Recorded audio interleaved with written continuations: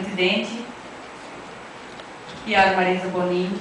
Quero cumprimentar as colegas vereadoras, Rosicléria Maria, os vereadores, ao público aqui presente, à imprensa, e iniciar essa noite comentando sobre algo que aconteceu também nesse final de semana no município de Itaió e que vem ocorrendo de uns anos para cá. É o fato de, na delegacia de polícia, não funcionar em Itaió o CPP, que é o Central de Plantão Policial. Após o expediente, que é o horário do expediente, digamos à noite e finais de semana, o CPP funciona em Rio do Sul. Eu quero explicar para vocês que há o descontentamento dos policiais militares, os civis, os policiais rodoviários e até dos advogados aqui da nossa comarca de Itaió e da comarca de Rio do Campo. Acontece que, quando há uma ocorrência, só para vocês entenderem, no município de Santa Terezinha, tem que se deslocar a Rio do Sul a polícia, a vítima, testemunhas, passando pela comarca de Rio do Campo, passando pela comarca de Itaió e então sendo confeccionado o flagrante delito na comarca de Rio do Sul. Ao descontentamento que, quando cabe fiança, alguém da família ou advogado tem que se deslocar até Rio do Sul para pagar a fiança. E isso está gerando descontentamento até no fato de a gente estar correndo risco e ir nessa BR-470. Eu sou policial, eu tenho que cumprir a minha função, os outros policiais também têm que cumprir a função deles, mas e as testemunhas, as vítimas, o próprio autor, que a gente tira da nossa cidade, coloca dentro de uma viatura ou que vão em veículos particulares e a gente se desloca até Rio do Sul. A gente não pode garantir a integridade física deles até Rio do Sul. Como policial, eu me vejo na situação dessas pessoas também. A dificuldade delas. Ontem, teve que vítima e autor na mesma viatura até Rio do Sul. O porquê? Nem sempre uma vítima, ela tem um veículo próprio ou ela tem um dinheiro para pagar alguém para ir a Rio do Sul.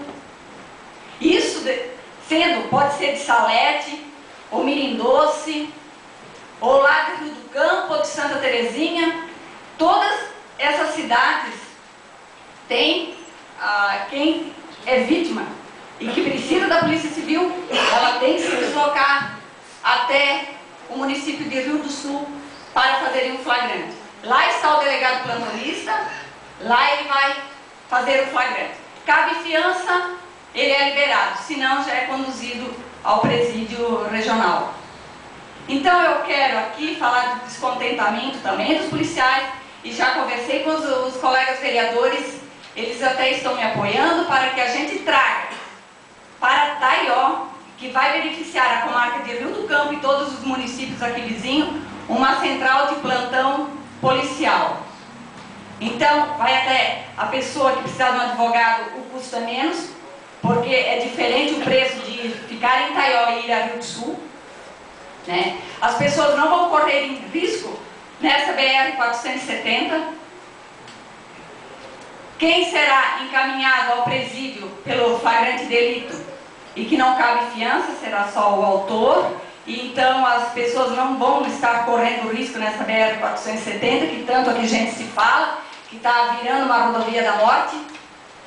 Então, eu quero dizer aqui, me manifestar como vereadora, muito mais do que policial civil, porque eu me coloco com essas pessoas que sofrem, e eu digo que elas são vítimas duas vezes, porque elas são vítimas aqui no nosso município, ou no município distante que pertence a essa comarca, ou a comarca de Rio do Campo, e elas são vítimas de novo, porque elas têm que ir a Rio do Sul. E chegando lá, nem sempre são atendidas de imediato, porque tem flagrantes de outras cidades. Para vocês entenderem, esse final de semana teve 4 flagrantes na cidade de Itaió e 4 flagrantes que foi deslocado pessoas, familiares e teve todo esse transtorno. Então, uma central de plantão policial na cidade de Itaió seria bem-vinda e bem merecida, e a população de Itaió merece. E se vem alguém dizer da Secretaria de Segurança Pública que não tem policial, isso é um problema deles. Não é um problema que a população que paga os seus impostos deve sofrer com isso. Então, senhora presidente, é isso que eu me manifesto. Ontem eu ouvi várias reclamações e eu, como vereadora, eu não posso deixar de falar nesse assunto, de brigar para que em Itaió tenhamos uma central de plantão policial. Também quero me manifestar a respeito do projeto de lei da semana passada do prefeito municipal. Estudei bastante essa semana, fui questionada muito pelos moradores, principalmente aqui do perímetro urbano. Quando eu comentei da lei que não estava condizente com a população de Itaió, dizendo que poderia até criar porcos na cidade, era isso que a lei dizia. Porque o prefeito ele justificou muito bem no projeto de lei, dizendo que visa a presente propositura ressalvar a atividade da pecuária no modo tradicional e artesanal de mais de uma centena de proprietários que na cidade de Itaió exercem a criação de animais para fins de produção de leite, para corte, entre outros, acolhendo e respeitando de igual maneira o costume e a vocação agrícola dos nossos munícipes, observando as normas de vigilância sanitária. Mas ele explicou muito bem. Só que justificativa não é lei. O que ele mandou mesmo de lei, a proibição de que se trata nesse artigo, que seria o artigo 88 da lei complementar, não afetará o direito de criação de animais citados no artigo. Nos animais, dizia que eram proprietários antes de 1994. Ele não especificou do gado leiteiro. Ele especificou na justificativa. Na justificativa. E como eu já falei, justificativa não é projeto de lei. O que acontece? Hoje, já houve uma emenda. Essa emenda permite-se a criação de gado bovino, leiteiro ou de corte por pessoas que antes da publicação dessa lei já exerciam tal atividade, mediante o cumprimento cumulativo dos seguintes critérios. Vai dificultar bastante a criação de gado na cidade. Esse parecer jurídico foi feito pelos demais vereadores, que depois de um consenso foi permitido que se fizesse a emenda, e que a emenda ficasse especificada, porque tem muitas coisas que no plano diretor ele até precisaria de uma revisão para que melhor o povo de Itaió se adequasse. O que acontece? Que o proprietário dos animais prove que exercia tal atividade anteriormente à publicação dessa lei, através de notas de produtor rural, nominais ao proprietário e emitidas na época referida, ou, alternativamente, através de comprovante de registro de gado bovino, na época em alusão, junto à SIDASC.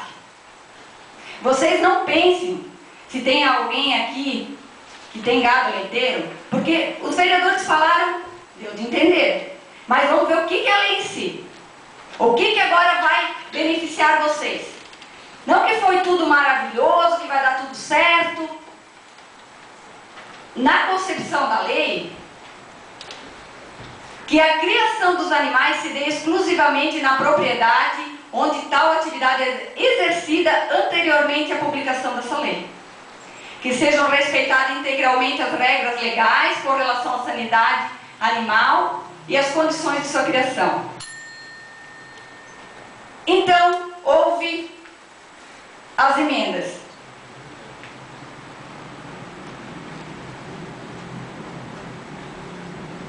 A emenda foi, acredito, foi de grande valia para esse projeto de lei, apesar de que, fazendo isso aqui, aprovando isso aqui, nós não vamos cumprir a função social que é da propriedade urbana. E o que é a função social da propriedade urbana? É criar animais? Eu pergunto para vocês. E se nós cumprirmos a verdadeira função social da propriedade urbana, nós vamos captar mais recursos financeiros destinados ao desenvolvimento da área urbana. Então, tá aí, ó, tem um plano diretor.